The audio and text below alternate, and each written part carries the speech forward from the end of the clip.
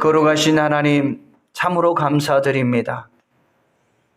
매년 찾아오는 부활절이지만 하나님, 올해 특별히 이 부활절을 맞이하여 우리가 하나님 앞에 어떻게 영광을 돌려야 할 것인가에 대한 가장 기초적이며 기본적인 신앙생활을 점검할 수 있는 시간이 되게 하여 주시옵소서. 하나님께서는 이 땅에 우리를 보내신 것은 하나님께 영광을 돌리기 위함이라고 분명하게 이사야 선지자를 통하여 우리에게 말씀하고 계십니다. 부활하신 주님을 나의 주로 영접하는 것이 하나님 앞에 큰 기쁨이 되고 아버지 하나님 영광이 되어질 줄로 믿습니다. 그러나 아직도 이 주님을 알지 못하고 영접하지 못한 이들을 아버지 하나님 향하여 그리스도의 복음을 선포할 수 있는 은혜가 우리에게 있게 하여 주시옵소서. 또한 예수 그리스도를 나의 구주 나의 하나님으로 영접하는 이들이 이 땅에서의 선한 삶을 통하여 믿지 않는 자들로 하여금 하나님 앞에 영광을 돌리는 귀한 삶을 살아갈 수 있도록 은총을 베풀어 주시옵소서. 일찍이 78년 된 아버지의 분단국가 이후에 하나님께서 이 나라 이 민족 가운데 아버지 하나님, 하나님을 알지 못하고 죽어가는 저 북녘에 많은 영혼들이 이제 하나님이 한반도가 복음으로 하나 되어 그리스도의 복음을 선포함으로 말미암아 저들 또한 우리와 함께 하나님의 자녀로서 온전한 생명의 복음을 누릴 수 있는 은혜를 허락하여 주시옵소서. 이 민족이 복음으로 하나 되어 제사장 나라 거룩한 백성이 되게 하여 주시며 세계 열방을 향하여 그리스도의 복음을 선포하며 나아갈 수 있는 은혜가 이 민족 가운데 있게 하여 주시옵소서. 오늘 이 시간에도 말씀 가운데 크신 은혜를 부어주시고 하나님 영광을 받아 주옵소서. 변화되는 우리 믿음의 삶이 되게 하여 주시옵소서. 잠자는 영혼들을 깨워주시고 무의미한 시간 가운데 보내는 이들에게 그리스도의 삶을 통하여 의미를 부여하여 주시며 절망으로 낙심 가운데 살아가는 이들에게 소망을 부어주셔서 천성을 바라보며 나아갈 수 있는 삶으로 변화시켜 주시옵소서. 이 땅에 먹을 것과 쾌락과 권력만 쫓아가는 이들에게 저 천성을 향하여 소망을 가지고 믿음의 삶을 살아가는 삶으로 변화시켜 주시옵소서. 보이는 세상에서 보이지 않는 그 삶을 바라보는 우리 믿음의 성도들의 삶이 되게 하여 주시옵소서. 예수님의 이름으로 감사하며 간절히 기도드리옵나이다. 아멘. 우리 옆 사람에게 이렇게 인사하고 자리에 앉겠습니다. 원하고 바라고 기도합니다. 아멘. 특별히 다시 한번 이 부활절을 맞이해서 오늘 함께 또 이렇게 오신 우리 새로 오신 분들을 다시 한번 환영의 박수를 한번 올려드리겠습니다. 할렐루야.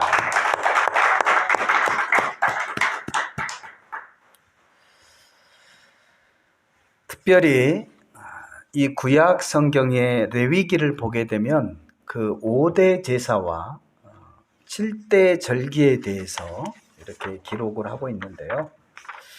바로 그 7대 절기는 그 예수님의 그 행적에 대한 예수님에 대한 영적인 그 절기로 잘 표현해주고 있습니다. 레위기에 보면은 7개의 절기가 나오는데요. 바로 유월절, 목요절, 초실절, 오순절, 나팔절, 속죄일, 초막절 이렇게 해서 7절기가 나오게 되는데 바로 이 이스라엘의 7대 절기는 그 예수님의 그 영적 절기와도 같아요. 유월절은 예수님께서 십자가의 죽으심의 그 사건을 예표하고 있어요. 그 유월절 어린 양의 피로 말미암아 그 사실을 믿고 어린 양의 피를 위할 문서주에 바른 그 모든 사람들은 이스라엘 백성뿐만 아니라 소위 잡족으로 기록되어져 있는 이방인들에 이르기까지 죽음을 면하지 않고 살아나는 역사를 경험하게 되었습니다. 오늘날에도 예수 그리스도를 믿게 되어질 때 유대인뿐만 아니라 모든 이방인들, 모든 족속들이 남녀노소를 불구하고 구원받는 은혜의 역사가 있게 되어진다는 사실을 기억할 수 있기를 주님의 이름으로 부탁을 드립니다. 그리고 무교절은 바로 예수님께서 3일 동안 무덤에서 계셨던 그 시간을 의미하고 있고요. 또 초실절은 예수 그리스도께서 부활하신 첫 열매가 되심을 말씀을 하고 있습니다. 오늘 이 요한복음 11장 본문에서도 말씀을 하고 있지만 우리 예수님께서는 부활한 사건을 통해서 장차 우리가 이 땅에서 사망 권세를 이기시고 부활하신 그 첫 열매가 되어지는 것을 지금 보여주고 있다라는 사실을 저와 여러분이 꼭 기억했으면 좋겠어요. 그래서 부활절은 그냥 단순히 어떠한 행사, 어떠한 특별한 절기에서 멈추지 않고요. 장차 저와 여러분이 예수님처럼 부활한다는 사건을 예수님께서 우리에게 분명히 보여주고 있는 사건임을 기억할 수 있기를 주님의 이름으로 부탁을 드립니다. 그리고 오순절은 바로 성령 강림 주일로서 예수님께서 불과 성령의 세례로 우리에게 부어주시는 또한 일입니다. 또 다른 말로는 칠칠절이라고도 하고 우리가 잘 아는 맥주절이라고도 불립니다. 또한 다섯 번째로 나팔절은요, 예수님께서 공중 재림하신 사건을 얘기하고 있어요. 마지막 예수님이 이 땅에 다시 재림하실 때 나팔로서 예수님의 재림을 알리는 사건이기도 합니다. 그리고 속죄일이 있는데요. 이 속죄일은 7년 환란 중에 이스라엘이 바로 구원받는 그러한 사건을 다루고 있습니다. 마지막 7번째로 초막절은 예수님께서 지상 재림으로 천국 그 천년 왕국의 실현을 예표하고 있습니다. 그러므로 저와 여러분이 예수께서 이제 그리스도께서 죽은 자 가운데서 다시 살아나 잠자는 자들의 첫 열매가 되셨다라고 고린도전서 15장 20절에 말씀하심과 같이 그 부활하신 예수님을 우리 가운데 영접하시고 모셔드리시고 또 하나님 앞에 영광을 올려드릴 수 있기를 주님의 이름으로 축원을 드립니다. 우리 옆 사람에게 이렇게 한번 인사하십시다. 예수님이 부활하셔서 첫 열매가 되신 것 같이 장차 당신도 부활의 영광을 맛볼 수 있기를 바랍니다. 아멘. 아멘. 저와 여러분이요, 또 이 기독교 개신교가 이 부활절을 특별한 의미를 두고 이렇게 성대하게 기쁨의 잔치를 이렇게 연 이유가 있습니다, 여러분. 이 신앙생활에 있어서 이 부활, 예수님의 부활의 사건을 믿는 자와 믿지 않는 자의 그 신앙은 너무나도 달라요. 저와 여러분은 어떠한 세상 사람들이 권고하고 의지할 곳이 없고 또 내세에 대한 죽음 이후에 대한 두려움 때문에 많은 종교를 만들고 그를 신격화해서 믿는 그 종교와는 달라요. 바로 저와 여러분이 신앙생활함에 있어서 가장 잊지 말고 기억해야 할 일이 있는데 그것이 뭐냐면 하나님의 나라에 대한 소망을 잃어버리면 안 돼요. 따라서 한번 고백하십시다. 신앙생활의 출발은 하나님의 나라입니다. 바로 이 하나님의 나라를 다른 말로 천국이다라고도 말씀하고 있어요. 이게 저와 여러분이요, 하나님의 나라에서 온 하나님의 사람들이라는 것도 기억을 해야 돼요. 따라서 한번 고백하십시다. 나는 하나님의 나라에서 온 하나님의 사람입니다. 아멘. 제가 요즘 이제 6.25 성회를 위해서 21주 다니엘 전국 순회를 지금 하면서 기도회를 하고 있는데, 그때 북한 이탈 주민들을 향해서 합보사라고 얘기를 했어요. 창세기 45장 이하의 말씀에 보면 하나님께서 앞서 요셉을 보내시고 하나님의 나라를, 그 민족을 준비하셨던 것처럼 북한 이탈 주민이 지금으로부터 약 30년 전에 이 남한 땅에 오게 되어졌는데, 그것은 우연일치가 아니라 하나님의 특별한 선물이라는 것을 알게 되었다라는 거예요. 지금으로부터 70년 전후로, 6.25 전쟁 전후로 이 땅에 실향민들이 대거 들어왔어요. 그래서 많은 주의 종들이 이 남한에 들어왔고, 또 많은 성도들이 이 남한에 들어왔고, 또 그들이 은혜를 받아 주의 종이 돼서 이 남한 땅에 전 세계 유례 찾아볼 수 없을 만큼 선교사를 많이 단시간 내에 파송하는 그런 국가로 성장하게 됐어요. 그리고 그들은 1세대 실향민들은 간절히 기도했죠. 하나님, 이 민족이 하나 되게 하옵소서. 그래서 그 열매의 결과로 하나님께서 1995년도에 북한 이탈 주민들을 이 땅에 본격적으로 보내기 시작을 했고, 또 그들을 이 땅에 보낸 것은 그들과 함께 연합하고 연대해서 하나님의 나라를 세워가기를 하나님이 원하시는 뜻이었다라는 것을 우리는 알게 되었습니다. 그리고 이제는 하나님이 허락하실 큰 통일을 바라보면서 함께 연대하고 하나님의 나라를 세워나가는 것을 소망하고 있습니다. 우리의 신앙생활의 그 본질, 그리고 우리가 신앙생활을 함에 있어서 반드시 기억해야 할 것인데, 그것이 뭐다? 하나님의 나라라는 거예요. 왜 그러냐면요, 이 하나님의 나라는요, 허상이 아닙니다, 여러분. 그냥 우리가 그냥 마음 편하자고, 그냥 우리가 하나의 종교 생활을 하려고 하나님의 나라를 설정해 놓고 그렇게 허상인 것들을 바라보면서 신앙생활하는 그러한 허상적인 하나님의 나라가 아니라는 거예요. 하나님의 나라는 존재하고 있으며, 그 하나님의 나라에서 저와 여러분이 오늘날 단어로 표현한다면 파송받은 사람들이에요. 하나님이 이 땅에 저와 여러분을 보내셨다라는 사실을 기억해야 돼요. 그런 관점으로 보았을 때 저와 여러분 또한 하보사입니다. 하나님이 이 땅에 보내신 사람들이라는 거예요. 그럼 무엇 때문에 하나님께서 저와 여러분을 이 땅에 보내셨을까요? 라는 퀘션, 질문이 생기잖아요.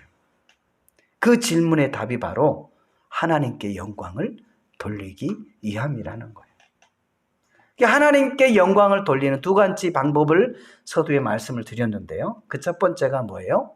부활하신 예수 그리스도를 영접하고 믿고 하나님의 나라를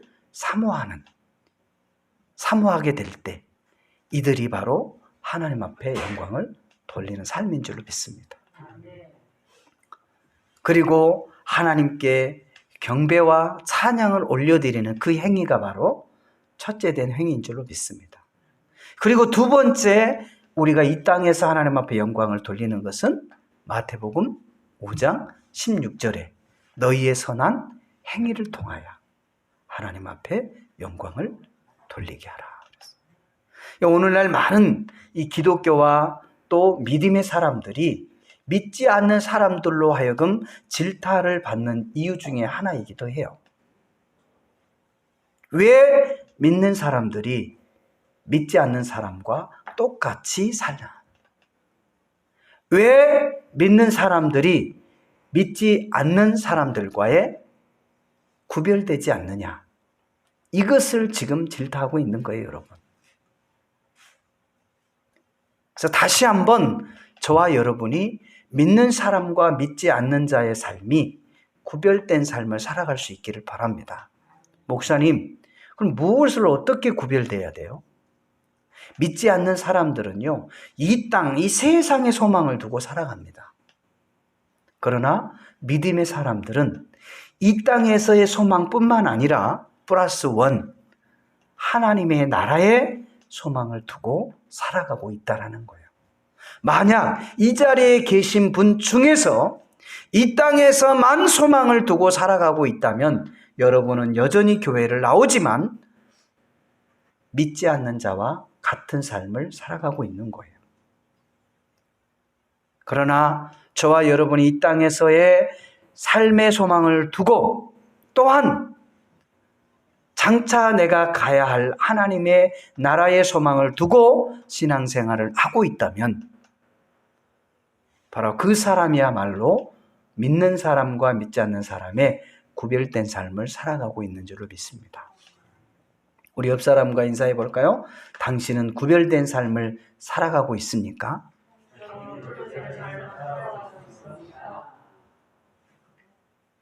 뭐래요? 예스래요? 여러분은 정말 이 땅에서뿐만 아니라 저 하나님의 나라에 대한 소망을 함께 가지고 살아갈 수 있기를 주님의 이름으로 부탁을 드립니다. 만약 여러분이 이 땅에서의 삶만 인정하고 장차 우리가 영원히 거할 하나님의 나라를 인정하지 않는다면 반쪽 인생을 사는 거예요. 사랑하는 성도 여러분, 저와 여러분이 온전한 삶을 살아갈 수 있기를 주의 이름으로 축원합니다. 저와 여러분은 인생이란 이 철학적 질문이기도 하지만 인생이 뭐냐, 삶이 뭐냐 라고 한마디로 정의한다면 저와 여러분은 하나님께로부터 와서 하나님을 위해 살다가 하나님께로 가는 것이 인생이라는 거예요. 이것이 바로 온전한 삶이라는 것을 저와 여러분이 기억할 수 있기를 바랍니다. 따라서 한번 고백하십시다. 인생이란 하나님께로부터 와서 하나님을 위해 살다가 하나님께로 가는 것이 인생입니다. 아멘. 그래서 우리 옛날에 어르신들이요, 어떤 분이 죽으면 돌아가셨다라는 표현을 써요. 이것은 이 세상이 전부가 아님을 말씀해 주고 있는 거예요. 그들이 정확히 예수님을 알지 못했기 때문에, 이 성경을 알지 못했기 때문에 돌아가셨다라는 표현을 쓰지만, 이 돌아간다라는 것은 자기가 왔던 곳이 있다라는 거예요.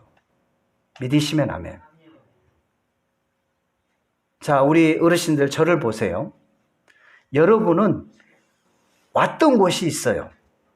그리고 사망하게 되면 다시 왔던 곳으로 어떻게 해요? 돌아가는 거예요. 이것은 진리입니다. 변하지 않는 진리예요. 이것이 진정한 우리가 추구하고 있는 진정한 신앙생활입니다. 믿으시면 아멘. 근데 성경은 우리에게 말씀하고 있어요. 요한복음 14장 6절 말씀. 내가 곧 길이요 진리요 생명이니 나로 말미암지 않고서는 아버지께로 올 자가 없느니라 그랬어요. 여러분, 우리가 왜 예수를 믿어야 됩니까? 왜 우리가 부활하신 예수님을 찬양해야 합니까? 그 질문에 대한 답은요, 요한복음 14장 6절에 말씀하고 있는 거예요.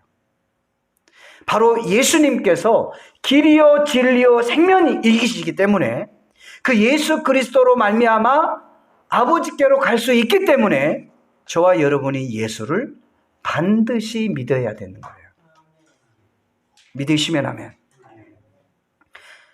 과거에 우리가 힘들고 어려울 때 예수 믿으면 복 받습니다. 하나님 믿으면 잘 됩니다. 자식이 잘 됩니다.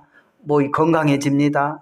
이러한 표현을 통해서 신앙생활의 첫 만남은 이루어졌지만 그것이 본질은 아니에요.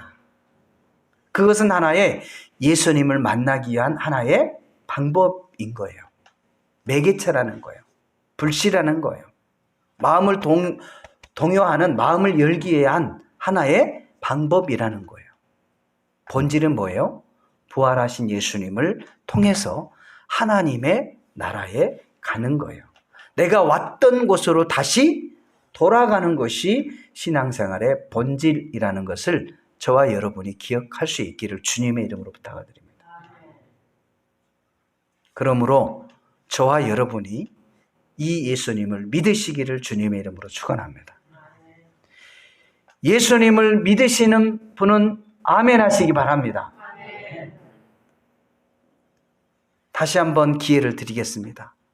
예수님을 믿으신 분은 아멘 하시기 바랍니다. 할렐루야.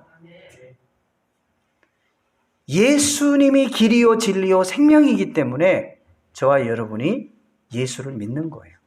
근데 이 사실을 모르고 처음에는 그냥 엄마 따라서 믿기 시작을 했고, 그냥 사업하다 망해가지고 예수를 믿기를 시작을 했고, 너무 삶이 힘들어서 예수를 믿기 시작했고, 아니면 정말 삶의 해이를 느껴서 죽음 직전에 예수를 알아 예수를 믿게 되었다 할지라도 방법은, 시작은 다양하지만 그러나 본질을 붙잡을 수 있기를 주님의 이름으로 축원합니다. 여러분이 처음 믿었던 그 마음가짐으로 답을 얻게 되어지면 사람들이 이제는 더 이상 예수를 믿지 않고 세상으로 나가게 돼요. 내가 원하는 것을 얻었기 때문에. 그러나 그 사람이 원하는 것은 그 세상의 어떤 보이는 관점에서 보이지 않는 영원한 하나님의 나라를 추구하지 못하기 때문에 그러한 결과를 낳게 되는 거예요. 저와 여러분은 하나님이 이 땅에 보내셨다는 사실을 기억할 수 있기를 주님의 이름으로 부탁을 드립니다. 그리고 우리는 이 땅에 살다가 하나님께로 다시 예수 그리스도를 통해 갈 수 있다는 사실을 다시 한번 기억할 수 있기를 주님의 이름으로 부탁을 드립니다. 오늘 이 본문 말씀 요한복음 11장 25절에서 26절 말씀은 이와 같이 말씀하고 있습니다. 예수께서 이르시되 나는 부활이요 생명이니 나를 믿는 자는 죽어도 살겠고 나를 무릇 살아서 나를 믿는 자는 영원히 죽지 아니하리니 이것을 내가 믿느냐. 아멘. 예수님 자신이 부활이고 생명이라고 말씀했고 이 예수님을 믿는 사람은 죽지 아니하고 또 살아서 믿는 자는 영원히 죽지 아니한다 그랬어요. 얘기가 바로 제가 서두에 말씀하고 있는 이 말씀을 얘기하고 있는 거예요. 우리가 예수를 믿는 것은 예수님이 부활이고 생명이시기 때문에 그래요. 또 길이요 진리이시기 때문에 그래요. 그래서 예수를 믿는 자는 죽어도 살겠고 또 살아서 믿는 자는 영원히 죽지 않는다라는 것을 기억할 수 있기를 바랍니다. 예수님을 믿는 사람은 죽어도 산다라는 것은 부활을 의미하는 거예요. 그냥 죽었다가 다시 살아난다는 얘기가 아니라 마지막 때에 다시 부활한다는 의미를 말씀하고 있는 거예요. 오늘 이 요한복음 11장에서 이 나사로 얘기를 하면서 예수님과 마르다와 그의 그 병들었던 나사로의 얘기를 통해서 오늘 이 본문 말씀을 얘기하고 있는 거예요. 또한 특별히 질병으로 인하여 죽어 사흘이 되었던 이 나사로가 그 예수님으로 인하여 다시 살아나게 되는 그러한 역사를 기록하고 있어요. 이것은 무덤에 들어갔던 또 죽어서 정말 모든 이 냄새가 났던 이 사흘이 경과되게 되면 부패가 시작이 되잖아요. 그런 상황 속에서도 어떻게 해요? 예수님이 나사로야 나오라 그러니까 어떻게 해요? 살아서 나오게 되는 거예요. 이것은 뭘 의미하냐면 우리가 장차 죽어서 마지막 무덤 속에 땅 속에 들어가 있을 때 주님이 우리 이름을 부르면 그때 다시 어떻게 한다는 거예요? 다시 살아난다라는 것을 예표로 말씀해 주고 있는 거예요. 믿으시면 아멘. 따라서 한번 고백할까요? 내가 죽어 사라져도 마지막 때 다시 살아날 것을 믿습니다. 아멘. 장례 문화가 요즘 많이 이제 좀 바뀌고 있잖아요. 뭐 이제 너무 돌아가신 분들이 많아서 이 산에 그냥 온 산천지가 그냥 다 묘지야, 묘지. 그래서 이걸 바꾸지 않으면 이제 어떻게 돼요? 온 산천이 그냥 다 묘지로 바뀌게 생겼어요. 그러니까 요즘에는 이제 어떻게 해요? 화장을 해서 이제 납골로 이제 분봉을 쓰지 않고 작게 표식만 수목장으로, 또 어떤 분들은 자연으로 그냥 흘려보내는 분들도 있고 여러 가지의 장례 문화가 달라지지만, 그러나 어떤 분은 그래요. 목사님, 땅속의 산초로 매장을 해야 부활 때 다시 그대로 일어나죠. 화장을 하면 어떻게 일어나겠어요? 사방으로 뿌려지면 흩어지면 어떻게 그 먼지가 다시 나의 형체가 돼서 일어나겠어요? 그렇게 걱정하신 분들이 있더라고요. 역으로 생각해 보면 땅속에서 100년, 200년이 되면 흔적이 있어요, 없어요? 다 흙으로 돌아가는데 그 흙이 어떻게 다시 사람이 돼서 일어나겠어요? 그거와 똑같은 이치예요. 저와 여러분은 죽어서 어떻게 흔적 없이 흙으로 돌아간다 할지라도 마지막 재림의 때 저와 여러분의 가장 아름다운 모습으로 다시 부활한다는 사실을 믿으시기를 주님의 이름으로 축원을 드립니다. 바로 그 사건이 죽은 나사로가 다시 살아나는 부활의 사건을 상징적으로 우리에게 말씀해 주고 있는 거예요. 그래서 저와 여러분이 오늘 이 본문 말씀을 통해서 내가 죽은 이후에 흙으로 돌아가지만 다시 마지막 재림의 때 부활한다는 사실을 믿으시기를 주님의 이름으로 부탁을 드립니다. 아멘. 이것이 본질적인 신앙생활이에요. 그래서 이 기독교에서는 이 부활절을 크게 의미를 두고 우리가 이렇게 기쁨의 잔치로 부활절을 맞이하게 되어진다는 것을 기억할 수 있기를 바랍니다. 그래서 저와 여러분이요, 부활절 하면, 한국 개신교의 부활절 하면은 뭐가 생각나요? 달걀만 생각하고 있는 사람이에요. 본 의미를 따지면은 뭐예요? 유정란을 갖다가 이렇게 딱 이쁘게 포장을 해야지. 삶아버린 부활이 돼요, 안 돼요? 안 되잖아요. 근데 의미만 부어야 하는 거예요. 계란이 부화해서 닭이 되잖아요. 상징적 의미로 이렇게 계란을 우리가 이렇게 나누는 것이지, 부활의 의미로 나누는 것이지 여기에 주 목적이 있는 것은 아닙니다. 중요한 것은 저와 여러분도 예수 믿고, 여러분 정확히 얘기하면요, 예수를 안 믿어도 부활합니다. 오해하고 듣지 마세요. 저와 여러분, 이 땅에 사는 모든 사람들은 사망 이후에 예수를 믿어도 부활을 하고 예수를 믿지 않아도 부활하는 거예요. 그런데 예수 믿는 사람은 생명의 부활로 부활하지만 믿지 않는 사람은 심판의 부활로 부활합니다. 성경에 그렇게 기록이 되어 있어요. 그래서 생명의 부활로 부활한 사람은 하나님의 나라에 들어가게 되지만 심판의 부활로 부활한 사람은 영원히 꺼지지 않는 지옥으로 들어가게 되어지는 거예요. 이 얘기가 무슨 얘기예요? 죽음 이후에 또 다른 세계가, 사후 세계가 있다라는 것을 말씀해 주고 있는 거예요. 또 한 번 인사해 봅시다. 죽음은 끝이 아닙니다. 죽음은 새로운 시작입니다. 믿으시면 아멘. 이 기독교의 진리, 하나님의 말씀의 진리를 오늘날 선포하지 아니하기 때문에 수많은 사람들이 이 땅에서의 삶이 끝이라고 가르치기 때문에, 또 그렇게 알고 있기 때문에 그 생명을 죽이는 거예요. 자살하는 거예요. 오늘날 OECD 국가의 세계 자살국 1위가 어디예요? 대한민국이잖아요. 문제가 있는 거예요, 여러분. 여러분, 이거는 본질적인 문제가 있는 겁니다. 이것을 여러분이 깨우치고요, 여러분이 주변에게 나팔수가 돼야 돼요. 우리나라만 정말 자살할 수밖에 없는 그런 지경에 놓여 있을까요? 다른 세계는 그렇지 않을까요? 그냥 너무 행복하니까 자살하지 않을까요? 이 땅에서의 삶은요, 개찐도찐이에요, 여러분. 다 고난과 그 행복이 교차하면서 살아가는 거예요.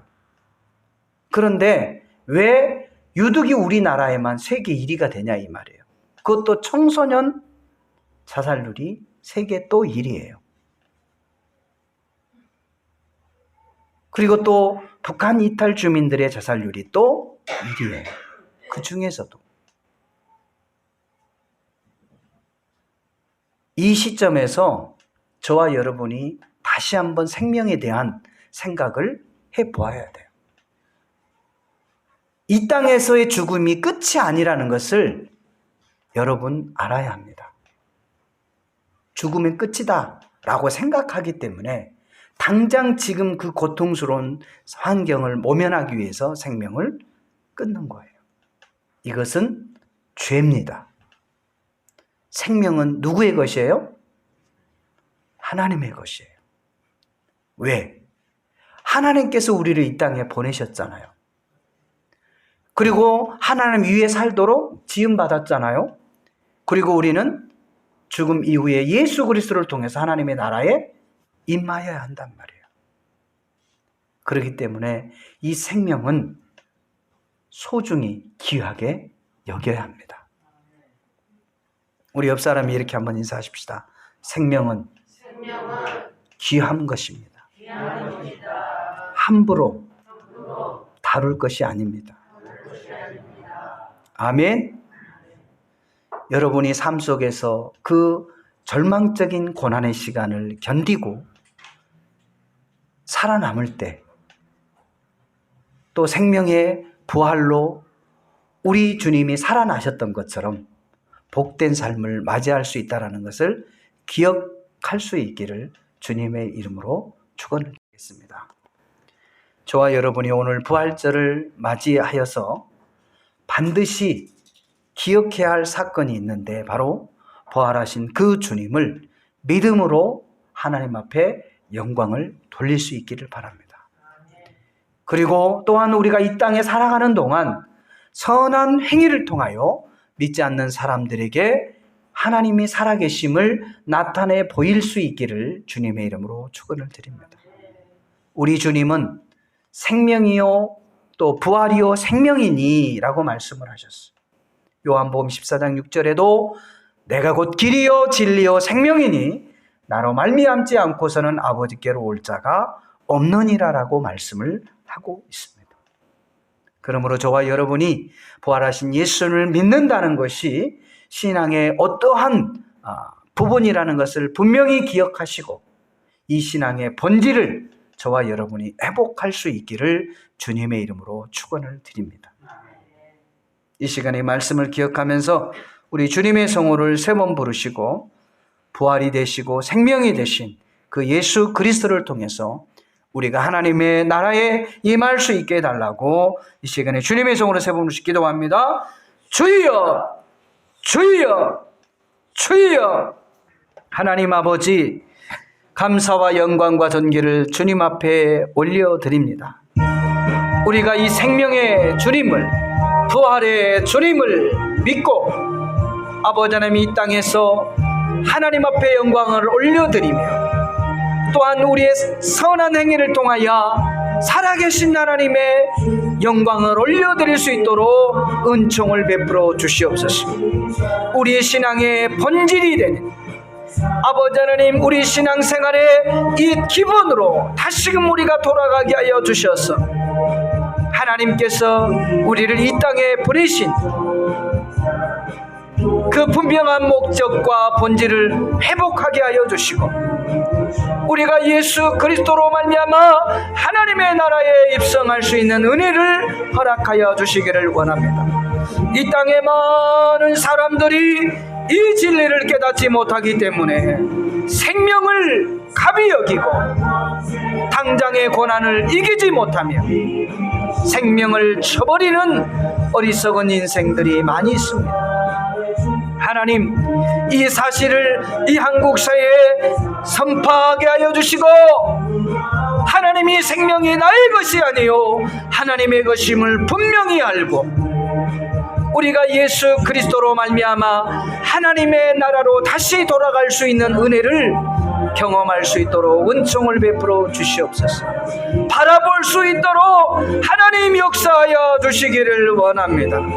특별히 아버지 하나님의 청소년들에게 아직 자아가 온전히 아버지 하나님의 성장하지 못하는 그 시점에서 당장의 배움의 어려움과 당장의 큰 실수로 인하여 회복할 수 없다라는 그 절망 속에서 생명을 가비 여기는 아버지 하나님 이들에게 다시금 생명의 주인이 하나님께 있음을 깨닫게 하여 주시옵소서. 하나님 아버지, 오늘 이 시간에도 부활하신 그 주님을 나의 주 나의 하나님으로 받아들이며 하나님께 영광을 올려드리는 복된 믿음의 자녀들이 되게 하여 주시옵소서. 나사로가 죽음 가운데 다시 살아남을 경험했던 것처럼 우리가 이 땅에서 죽어 원래 흙으로 와서 흙으로 돌아가는 인생이지만 그러나 다시금 하나님께로부터 와서 예수 그리스도로 말미암아 하나님께로 돌아가는 인생임을 깨닫게 도와 주시옵소서. 우리 하나님께서 함께하여 주심을 감사드리며 살아계신 예수님의 이름으로 간절히 기도드리옵나이다. 아멘.